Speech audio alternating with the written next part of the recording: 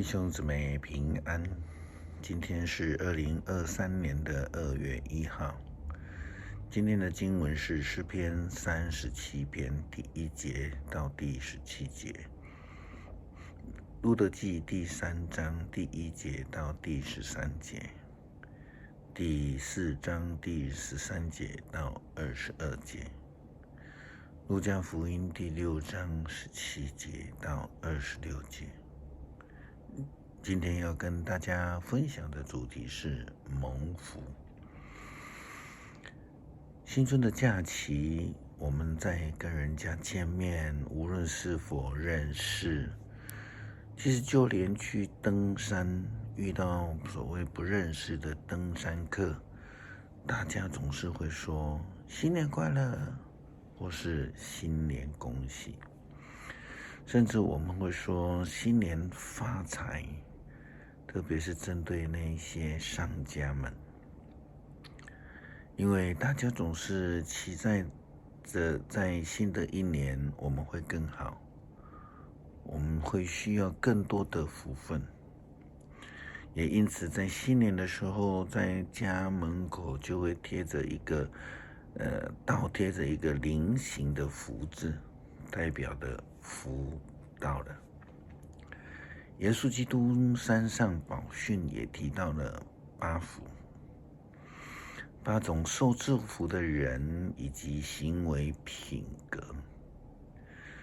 然后同样的，在山上宝训的另外一处记载，在路加福音，就是今天的新约经文里面提到的是4福，还有4祸。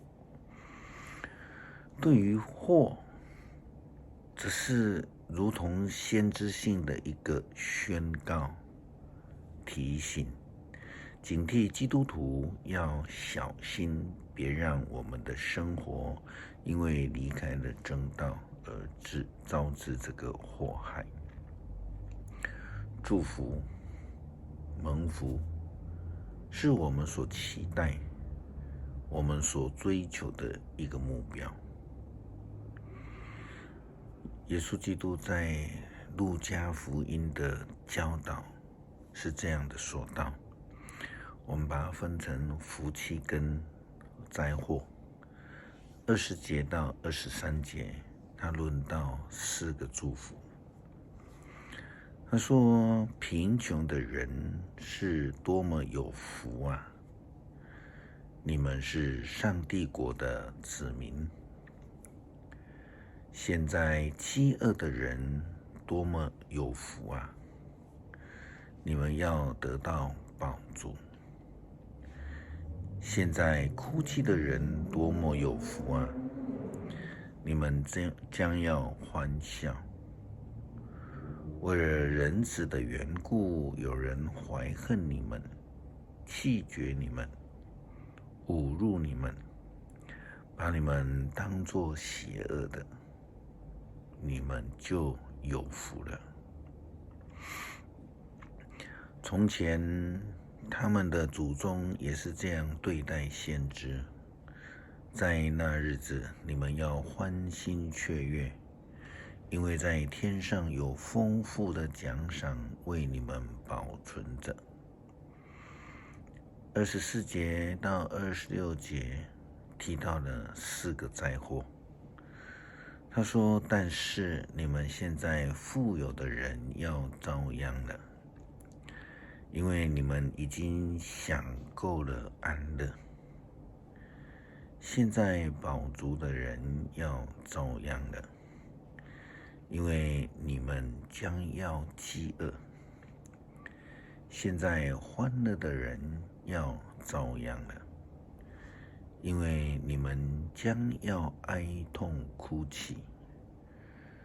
人人都称赞你们的时候，你们有祸了，因为他们的祖宗对假先知也曾说了同样的话。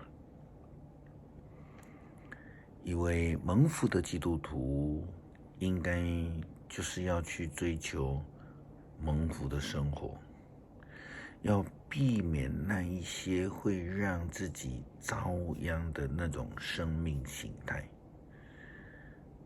对我们而言，蒙福就是要去追求明白上帝的旨意，跟着上帝的旨意而行，就如同耶稣基督所教导的四福和四祸一样，或者是像马太福音所说的八福，更如同新的诫命的教导。昨天在每日的读经分享当中，牧师提到的路德记是一卷唯美的故事记载，是这样的一个圣经。因为故事发生在一位外国女子对婆婆的爱，接续的我们也看到了波阿斯对路德一个外国女子的关照以及爱。我们看到波阿斯他不但是心里有爱心，他也有爱情的部分，然后他还是一位懂得按照伦理分寸的人。波阿斯对路德这样说：愿上帝赐福给你，从前你对婆婆忠诚，现在你对已故丈夫的家族更忠诚。你大可以去找个年轻人，不管他有钱没钱，你却没有这样做。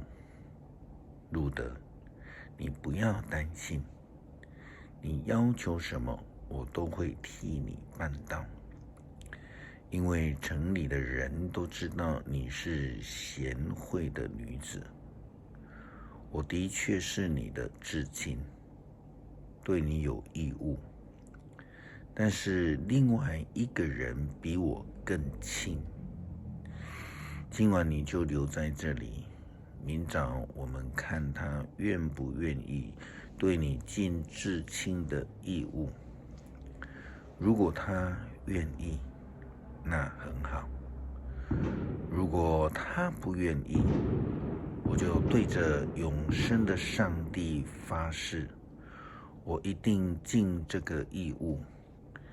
现在你只管躺下，留在这里，直到天亮。因为他的义，因为波阿斯的爱，他就成为了一位蒙福的人。不但如此，上帝更透过给他的呼召，让他成了蒙福，成了一位在上帝救恩计划有份的仆人。路德记告诉我们，拿俄米接过了这个孩子，紧抱着他，抚养他。邻居的妇女都给这孩子取名叫俄贝德。他们争相告诉每一个人说，拿俄米得了一个儿子啦。俄贝德就是耶西的父亲，耶西就是大卫王的父亲。